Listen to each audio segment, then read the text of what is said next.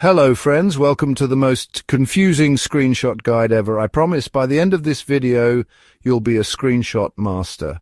Or maybe you'll just be more confused. Let's dive in. Step 1. Prepare your smartphone. Yes, I said smartphone. You'll need this to take a picture of your monitor. Isn't that how everyone does it? Just kidding, but seriously, don't do that. Now let's talk keyboards. You need to locate the print screen key. It's usually labeled PRTSCN or something equally cryptic. If you can't find it, try looking for a tiny elf holding a camera. Just kidding again. But seriously, locate that key. All right, now press the print screen key. Did you press it? Great. Absolutely nothing happened, right? Perfect. That's because it's all stored in the magical clipboard of your computer. This mystical place holds all your copied secrets. Next, open the ancient mystical program called Paint. I know, it's wild.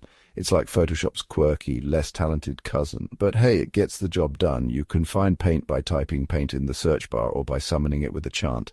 Kidding, just use the search bar. Once Paint is open, click on the white canvas. This is where the magic happens. Now press Ctrl+V and voila. Your screenshot appears like magic. If it doesn't, you might have summoned a potato instead. Just kidding, you may have to try pressing PRTSCN again if nothing shows up. Now let's save this masterpiece. Click on File in the top left corner, then click Save As.